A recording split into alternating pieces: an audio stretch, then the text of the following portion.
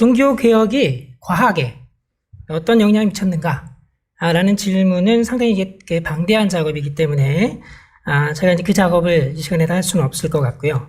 종교개혁 500주년을 앞두고 있는 우리 한국교회가 되돌아봐야 할 종교개혁의 이제 다양한 의미를 우리가 고찰하고 있는데, 제 발표에서는 주로 과학과 관련해서 종교개혁이 남겨진 그 유산들, 그리고 지금 종교개혁의 전통에서 벗어난 한국교회의 문제점들, 그 한계들은 무엇인지 좀 점검하고, 종교개혁의 전통으로 되돌아가기 위해서 교회에 남겨진 과제가 무엇인가 살펴보겠습니다. 먼저 그 근대과학의 태동과 그 종교개혁 부분은 좀 간단하게 얘기하겠는데요. 두 번째 문단에 근대과학을 탄생시킨 과학혁명 시기는 대체적으로 코페르니쿠스에서부터 뉴턴의 시대를 잡습니다. 코페르니쿠스는 거의 수학적인 원리에서부터 지구가 태양 주위를 돈다고 하는 그 지동설을 만들었고, 그 지동설은 결국은 그 케플러에 의해서 방대한 양의 관측적인 자료들, 경험적인 데이터를 기반으로 해서 천동설을 무너뜨리고 지동설이 정상 이론으로, 맞는 이론으로 자리를 잡게 됩니다. 그러나 그 이후에 케플러가 만들었던 그 경험 법칙들은 사실 왜 그런 경험적인 법칙들이 만들어지는지는 알 수 없었지만, 뉴턴에 의해서 중력 이론이 나오면서 태양의 중력에 의해서 그 행성들의 운동을 계산하면 케플러가 발견한 그 경험 법칙이 잘 설명된다 라고 하는 그 근본적인 설명을 제시하는 것이죠. 그래서 그 코페르니쿠스에서 케플러를 거치고 뉴턴을 거친 근대과학의 천문학에서만 살펴본 태동인데요. 이 부분은 어떤 그 신비주의에서부터 벗어나서 어떤 그 행성의 운동과 같은 자연현상의 원인은 신이 보낸 어떤 에이전트들, 천사들이 간섭해서 작용을 일으키는 것이 아니라 자연세계 내에 그 원인이 있다라고 하는 자연주의적 방법론을 이제 과학의 도구로 자리 잡게 한 것입니다. 그래서 과학의 특징을 이제 세 가지 정도로 살펴보면, 그 첫 번째는 그 경험적인 증거죠. 실험이라든지 혹은 관측을 통해서 나오는 방대한 경험 증거, 경험 과학의 특성이 있고요. 두 번째는 그 방대한 경험 증거를 하나의 이론적인 모순 없는 체계로 설명하는 그 설명 체계, 이론이라고 하는 점이 있습니다. 그뿐만 아니라 세 번째 특징이 더 중요한데, 그것은 그 이론 설명 체계를 바탕으로 해서 다른 현상을 예측 가능하다고 하는 것이죠. 그리고 그 현상이 맞는지 틀리는지를 그 다음에 다른 경험적인 데이터들을 통해서 검증 가능한, 예측 가능성과 이 검증 가능성이 사실은 지난 수백 년 동안 과학을 상당히 성공적으로 이끌어온 가장 큰 원동력이라고 할 수가 있겠습니다. 한 가지만 예를 들자면 그 해왕성의 발견이 그렇죠. 천왕성이 태양계의 7번째 행성으로 발견된 이후에 천왕성을 연구해서 데이터를 얻어보니까 천왕성 말고 또 다른 행성이 존재해야 된다라고 하는 이론적 예측이 있었습니다. 그 예측 그대로 그 위치에서 발견된 것이 8번째 행성 해왕성이었던 것이죠. 과학사에는 이런 예측 가능성과 그 검증, 얘가 과학사를 많이 채우고 있고, 이 과학이 발전해온 과정이 바로 이런 과정을 거쳐서입니다. 과연 그 과학이 태동한 이 배경에 기독교가 어떠한 역할을 했는가에 대해서 우리 그 두 번째 발표해 주신 김충락 교수님 발표문에도 내용이 약간 들어가 있는 걸로 제가 봤는데요. 사실 그 동일하고 오래 참고 합리적인 그런 신관을 갖는 기독교가 자연계의 합리성을 가정하는데 근본적인 도움을 줬다. 이를 바탕으로 근대과학이 출현할 수 있었다라고 하는 그 견해에 따르면 근대과학의 탄생에 이제 기독교가 굉장히 중요한 역할을 본 것으로 우리가 볼 수가 있습니다. 예를 들어서 그 호이카스 같은 경우는 전능한 신을 믿는 기독교의 자연관이 결국은 근대과학 태동에 결정적인 역할을 했다. 이런 관점을 갖고 있고, 그 다음 문단에 보면 보다 직접적으로는 종교과학과 그 과학을 연결한 그 머튼의 견해를 들 수가 있겠죠. 17세기 영국의 청교도들이 근대과학의 태동에 아주 중요한 역할을 했다라는 관점을 제시하고 있습니다. 호이카스나 그 머튼의 관점은 사실은 이제 종종 호교론적이다. 그리고 과학혁명이 패러다임 시프트 같은 그 불연속성보다는 긴 시간에 걸쳐 일어났다고 하는 연속성을 너무 이제 무시하는 측면이 강하다라고 하는 강력한 비판에 부딪혀 있습니다. 양쪽 견해가 다 있는 것이죠. 그리고 개신교의 신학이 근대과학 태동에 근원적인 동력을 제공한 것인가? 혹은 유럽에 있었던 문의 부흥이나 유럽의 그 사회경제학적 변화들이 오히려 근대과학의 태동의 근본적인 원인이었는지를 분별하기는 굉장히 어렵습니다. 그러나 최소한 수학이나 과학이 발전했던, 고대과학이 발전했던 중국, 인도, 이슬람권에서 왜 그러면 과학혁명이 일어나지 않았는가? 라는 문제는 여전히 유효한 것이죠. 그래서 결국 최소한 근대과학의 태동에 기독교, 특히 개신교가 무시할 수 없는 영향을 미쳤다라고 하는 데에는 큰 의의가 없을 것 같습니다. 그렇다면 그 종교개혁의 전통이 그 과학에 어떤 유산을 주었는가를 제가 두 가지 점에서 말씀드리고 싶은데, 첫 번째는 오직 성경으로라고 하는 그 종교개혁 정신이 나오고 또 만인제사장 개념이 나온 것입니다. 이 만인제사장을 두 번째 문단에 수업 좀 보면 죄송합니다. 네, 제가 좀 꼬였네요. 네, 첫 번째가 그 만인제사장 개념이죠. 두 번째 문단에 보면 과학의 영역에서 만인제사장 개념이 어떤 유산을 주었는가를 따져본다면, 첫 번째는 그 과학 연구가 활발하게 일어날 수 있도록 토대를 제공했다. 개신교 이전에 캐톨릭의 경우에는 이단제 본서라든지 금서 목록을 갖고 있어서 갖고 있는 반면에 이제 개신교는 과학 연구를 강력하게 제재할 중앙 집권적인 체제가 없었습니다. 뭐 호이카스의 견해인데요. 그러고 또한 종교의 다양한 분포가 허용되었고, 그리고 그만큼 자유로운 과학적 견해가 이제 꽃피울 수 있었던 것이죠. 특히 이제 만인제사장 개념은 누구나 성경을 읽고 누구나 하나님을 이해하려고 노력하는 것처럼 자연이라고 하는 일반 계시의 책을 누구나 또 읽고 배울 수 있다라고 하는 인식을 가져다 주면서 그로 인해서 과학 활동이 장려된 결과를 가져온 것을 볼 수가 있습니다. 교황의 건의에 따라 성경 해석이 제한되어 있는 캐톨릭보다는 다양하게 성경을 해석했던 것처럼 자연에 대한 이해도 그동안에 있었던 자연 철학이나 어떤 그 고대의 그 자연관에 얽매이지 않고 새롭게 자연을 이해하면서 공부하면서 그 내용을 알아갈 수 있는 어떤 그런 전통이 세워졌다고 볼 수가 있습니다. 결국 그 과학 활동의 자유와 확장이라고 하는 것은 이제 새로운 과학이 가능하게 만들어졌고, 뿐만 아니라 그 만인제사장 개념과 일맥상통하게 사회 각 영역에 있는 다양한 사람들이 일반 은총 영역에 있는 그 다양한 전문성들을 가지고 그것을 통해서 자연을 읽어가면서 그러면서 과학혁명, 어떤 그 과학이 발전하는데 새로운 영향분을 이제 제공했다, 이렇게 볼 수 있을 것 같습니다. 두 번째는 그 성경 해석과 과학의 관계를 종교개혁 시대의 사람들이 바르게 봤다라고 하는 점인데요. 일단 그 오직 성경으로라고 하는 그 두 번째 문장입니다. 그 종교개혁 정신은 성경이 모든 문제를 풀어주는 만능 열쇠다, 뭐 이런 개념은 아닙니다. 성경을 라틴어로 됐던 것을 번역하면서 어떤 하나의 주술서가 아니라 우리가 읽고 연구해야 되는 책이라고 하는, 그래서 사제들이 독점하고 있는 해석이 아니라 많은 일반인들이 성경을 읽고 해석하면서 그 내용이 무엇인지 생각하고 하나님께서 우리에게 주시는 그 메시지가 무엇인지를 해석해가는 과정으로서의 성경 읽기라고 하는 전통이 중요하게 자리 잡게 된 것이죠. 특히 그 성경의 본문의 구절들 중에서 과학과 모순되는 것처럼 보이는 그런 구절들에 대해서 종교개혁 시대의 신학자나 과학자들은 굉장히 이제 독특한 입장을 취했습니다. 카톨릭은 교황의 권위에 따라 천동설을 지지했지만 오히려 그 종교개혁 시대의 개신교인들은 성경 자체가 과학 활동에 방해물이 되지는 않았습니다. 예를 들어서 칼빈의 경우에 성경은 보통 사람을 위해서 쓰여진 책이기 때문에 일반인들의 상식의 기초에서 쓰여진 것이다 라고 보았죠. 그래서 오직 성경으로 라고 하는 그 표현을 통해서 성경의 최종적인 권위를 칼빈은 부여했지만, 그렇다고 해서 자연에 관해 비상식적이고 비합리적인 내용까지 수용하라고 성경이 요구하고 있는 것은 아니다. 이것이 이제 켈빈의 입장이었습니다. 예를 들어서 창세기 1장에 보면 궁창 위의 물이라고 하는 개념이 나오는데요. 켈빈은 그것을 단지 구름 같은 존재로 생각했습니다. 왜냐하면 하늘 위에 어떤 물층이 있었다라고 하는 것은 상식에 위반되는 것 같으며 거의 믿을 수 없는 일이기 때문이다. 이렇게 이제 칼빈이 말하고 있는데요.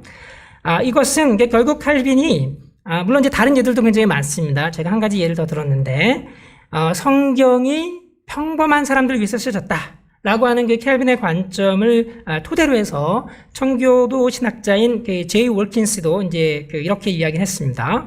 성경이 과학 연구의 지침인 것은 맞지만, 그러나 과학의 내용을 구성하는 구체적인 정보나 혹은 데이터가 될 수는 없다.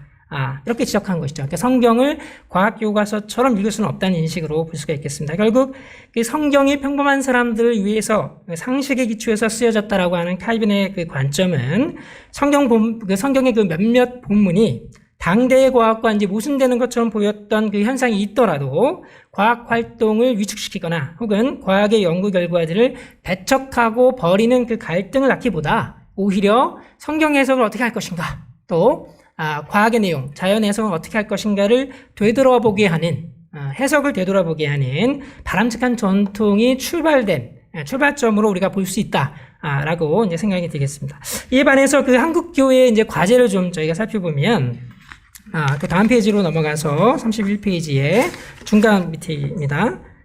31페이지 맞죠? 이 종교개혁의 유산에 비추어 볼 때 한국 교회는 오히려 종교개혁보다 더 과거로 퇴행하는 몇 가지 문제점들을 갖고 있습니다. 3가지 정도로 제가 정리해 보겠습니다. 첫 번째는 성경의 권위를 높이 두는 전통에서는 과학 연구에 성경의 본문을 사용하려고 하는 끝없는 유혹과 오용이 있었다는 점입니다. 물론 이제 종교개혁 시대에도 당시에 그 성경적 본문, 성경 기초 위에 기독교적 과학을 세우려는 노력이 있었는데요. 그것은 종교개혁자들에 의해서 오히려 이제 거부가 됩니다. 성경의 본문을 바탕으로 예를 들어서 뭐 지구의 구조라든지 우주의 모형이라든지 이런 그 구체적인 성경의 묘사가 담긴 본문들의 정보를 과학의 어떤 그 데이터로, 과학의 근거로 삼겠다고 하는 이 시도들은 사실은 종교개혁자들이 그 받아들인 그 입장이라고 보기 되게 어렵습니다. 사실 우리가 따지고 보면 모세오경에 담긴 우주관이나 자연에 대한 이해는 성경이 쓰여진 시대, 칼빈의 입장을 따르면 성경이 쓰여진 시대의 상식을 반영할 뿐이지 그 자체가 신이 우리에게 계시하고자 하시는 어떤 메시지라고 볼 수가 없는 것이죠. 과학적 진리라고 볼 수는 없습니다. 그래서 칼빈을 비롯한 그 종교개혁 시대의 신학자들과 과학자들은 이런 그 입장에서 성경 본문 자체가, 성경의 본문에 나와 있는 뭐 내용 하나하나 이런 본문 내용들이 과학 연구의 밑거름이 될 어떤 데이터로 사용될 수는 없다, 이렇게 봤다고 볼 수가 있습니다. 켈빈주의자였고 천문학자였던 필립스 반 란스베르겐의 그 인용을 좀 보면, 성경은 하나님의 영감에 의해 주어졌으며 교리와 책망과 바르게함과 의로 교육하기에 유익하지만 그러나 성경은 기하학과 천문학을 가르치는 데 적합하지는 않다. 이 말이 이제 정확하게 그 견해를 보여준다고 보겠습니다. 과학의 재료는 성경이 아니라 하나님이 주신 일반 기술로의 이제 자연이라는 책인 것이죠. 이것이 사실 종교개혁 이후에 이제 기독교의 전통인데, 근데 문제는 성경 본문에 기초해서 그것을 과학의 데이터로 사용해서 과학을 판단하고 부정하는 잘못된 경향이 여전히 한국 교회에는 남아 있습니다. 대표적인 예가 이제 창조과학의 예라고 볼 수 있는데요. 창조과학자들은 그 창세기 문자적 해석을 토대로 해서 하나님의 천지창조가 약 10,000년 전에 있었다고 주장합니다. 이것은 그 현대과학의 결과와는 양립할 수 없는 결과죠.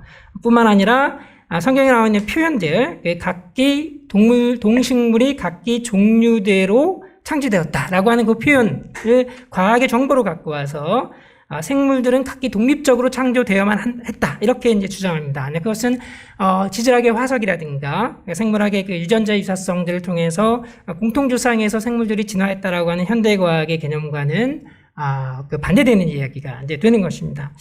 사실 그 창조과학의 가장 심각한 문제라고 하면 인과적 창조를 이제 인정하지 않고 즉각적 창조만은 이제 고집한다라고 하는 점인데요.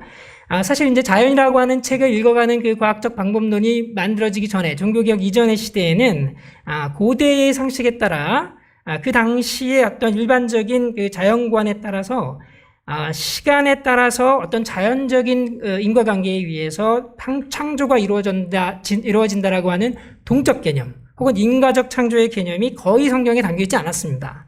그 대신에 즉각적 창조, 크레아티오 디노보라고 하는 만물이 이제 즉각적으로 완성된 형태로 창조된다라고 하는 개념들이 주로 창세기에 담겨 있는 것이죠. 그래서 성경 본문을 마치 과학 정보처럼 사용하려고 하는 오류를 극복하지 못하면 창조과학처럼 창조주가 뭔가를 창조할 때는 즉각적 방법으로 창조해야 된다라는 그런 이제 결론을 이제 갖게 되는 것이죠. 이런 그 결론들은 사실은 그 인과적 설명, 어떤 자연세계 인과관계에 대한 설명이 다, 그죠? 그 디이즘, 이신론이고, 비성경적이다, 반성경적이다라고 하는 이제 생각을 갖게 하고, 심지어 인과관계를 통해서 하나님이 창조하신 것으로 판명된 것들, 과학적으로 판명된 것들까지도 그런 부분에서도 인과적 창조론을 진화론으로 규정해서 적대시하는 태도를 갖게 하기도 합니다. 그러나 사실 이제 종교개혁 이후에 과학이 발전하면서 자연이라는 책을 읽어낸 그 과학의 내용들을 우리가 하나하나 살펴보면 하나님의 창조 과정은 긴 시간적 흐름을 거쳐서 현재도 진행되고 있는 계속적 창조이고, 다양한 인과관계를 통한 인과적 창조의 모습을 많이 보이는 것이죠. 우주의 창조, 지구의 창조, 태양계의 창조, 지표면의 지질 현상들, 그런 뭐 다양한 바위들, 생물의 창조까지 하나님의 창조 과정은 동적 과정이고 이제 인과적 과정이 굉장히 많이 있습니다. 물론 모든 것이 다 인과적인 과정이다라는 이야기는 아닙니다. 빅뱅이라든지 최초 생명체, 인간의 의식, 아직까지 이제 과학이 풀지 못하는, 인과적으로 밝힐 수 없을지 모르는 다양한 영역들이 남아있는 것이죠. 그러나 이미 과학을 통해서 밝혀진 내용까지도 성경의 본문에 근거해서 이것은 인과적으로 될 수 없다라고 주장하는 것은 사실은 이제 건강하지 않고, 더군다나 이미 이제 과학이 다 밝혀서 과학자들 안에 합의가 이루어지고, 예를 들면 지구가 편평하지 않고 둥글다든지, 혹은 천동설이 틀렸고 지동설이 맞다라든지, 이런 내용들처럼 이미 과학자들의 합의가 끝난 내용들은 하나님이 인과적인 방법으로 동적 과정을 통해서 창조하셨구나라고 이제 우리가 받아들이는 것이 마땅합니다. 한국교회는 그런 면에서 성경에서 과학 정보를 얻으려는 그런 신학적 오류를 이제 벗어나야 되는 과제를 안고 있는 것이고, 그것을 벗어나지 못한다면 성경에 대한 해석 자체, 또한 자연에 대한 해석 자체가 다 불완전해지는 것이고, 이 두 개가 모순이 되는 것이고, 그것은 결국은 교회에 혼란을 주고 많은 개인들이 과학 때문에 신앙의 걸림돌을 겪는 그런 잘못된 경향을 낳을 수밖에 없습니다. 두 번째 과제는 자연주의 방법론에 대한 지나친 비판입니다. 사실 이제 과학이 발전하면서 신에 대한 어떤 전통적인 개념에 도전을 주었고, 무신론에 이바지한 면도 있죠. 그러나 과학은 우주 안에서 목적인을 찾기보다, 신의 존재를 찾기보다 작용인을 찾습니다. 우주가 어떻게 돌아가는지 그 인과관계를 밝히는 것이죠. 그러다 보니까 무신론자들은 이러한 과학을 가지고 과학은 우주의 목적이 없다, 과학은 신이 없다라고 결론 내렸다라는 식으로 과학을 오용합니다. 그러나 사실 이것은 과학주의, 유물론, 환원주의의 결론이지 과학 자체의 결론은 아닌 것이죠. 그래서 어떤 면에서 기독교인들은 이런 과학주의 무신론, 신무신론자들의 주장에 사실 속기가 되기 쉽습니다. 그렇기 때문에 과학에 대한 적대적인 경향을 갖기 쉽고, 두 번째로는 과학의 방법론인 자연주의 방법론에 대해서 지나치게 비판하는 것이죠. 소위 방법론적, 자연주의적 방법론, 혹은 이제 방법론적 자연주의, 이런 말로 비판하는 그 관점은 신을 배제해버리고 이실론적으로 설명하기 때문에 우리는 비판해야 된다라고 하지만, 사실은 창조주 하나님이 자연세계에 대해 합리성을 부여하고 인과적인 관계를 사용하셔서 섭리하고 다스린다면 사실은 그 자연세계를 가장 잘 연구하는 방법이 자연주의적 방법론입니다. 그 인과성을 찾아가는 것이죠. 그래서 자연주의라고 과학 방법론을 이제 지나치게 비판하는 것은 사실은 역효과를 가져오는데요. 이런 비판 견해는 좀 전에 다뤘던 성경을 토대로, 성경의 본문에서 과학 정보를 가져와서 기독교적 과학을 만들겠다라고 하는 잘못된 시도와 종종 결합되는 경우가 많습니다. 창조과학의 연장선상에 있는 지적 설계가 이제 그 대표적인 예일 수 있는데요. 현대과학이 자연주의적인 방법론적 자연주의에 빠져서 과학을 이제 무신론적으로 만들었다라고 하는 그 비판은 사실은 적절한 비판이 아니라고 보여집니다. 지적설계론에서 그렇다고 해서 자연주의 방법론 외에 다른 방법론을 제시하고 있는 것도 사실 아니죠. 만약에 그렇다고 해서 이제 자연이라고 하는 책을 읽어내는 방법이 방법론적 자연주의적 방법론밖에 없냐? 다른 방법이 있을 수도 있습니다.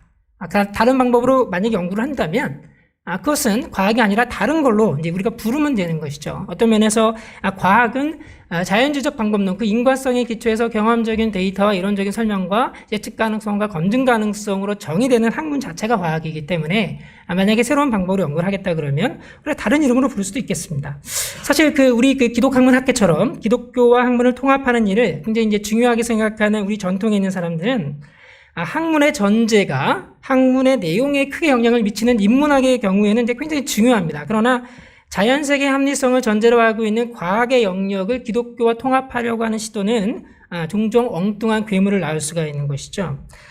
기독교적인 과학을 만들려는 엉뚱한 시도는 성경 본문을 과학 정보로 사용하는 이미 종교개혁 시대부터 폐기된 잘못된 방법을 차용해서 창조과학과 같은 괴물을 만들어내거나 혹은 신이 인과관계를 통해서 섭리하고 다스리시는 자연세계를 연구하기에 어떤 면에서는 지금까지 알려진 가장 적합한 방법론을 자연주의다, 이신론이다라고 비판하기 때문에 오히려 엉뚱한 비판과 엉뚱한 오해를 낳기가 쉽습니다. 한국교회는 종교개혁의 전통 위에서 성경의 권위를 분명히 인정해야 됩니다. 그러나 성경을 과학교과서처럼 잘못 읽는 오류를 켈빈의 전통에서 우리가 극복해야 하는 것이죠. 사실 우리에게 주어진 더 큰 문제는 현대과학이 우주론, 진화과학, 뇌과학, 합성생물학, 인공지능, 우리 말로 표현할 수 없을 정도의 놀라운 많은 결과들을 지금 속속속 드러내고 있는데 이 내용들을 그러니까 하나님을 믿고 고백하는 기독교인의 입장에서 우리가 이것을 어떻게 해석하고 이 과학의 내용들이 신학에 어떤 통찰을 주며 또 어떤 도전을 주는지를 해석하고 공부해야 되는 엄청난 양들의 그 내용들이 겹겹이 쌓여 있는데 이것은 손대지도 않고 수동적으로 성경 본문을 방어하겠다고 창조과학식으로 종교개혁 전통에도 위배된 방식으로 접근하는 것은 지금은 우리가 할 일을 못하고 있는 것이죠. 우리에게 주어진 그 엄청난 일들이 있습니다. 이것을 우리가 어떻게 해석하고 하나님의 창조 안에서 이해할 것인지 이 엄청난 의무를 오히려 주목해서 한국교회가 풀어나가야 됩니다. 세 번째, 신무신론의 도전에 한국교회가 응답해야 됩니다.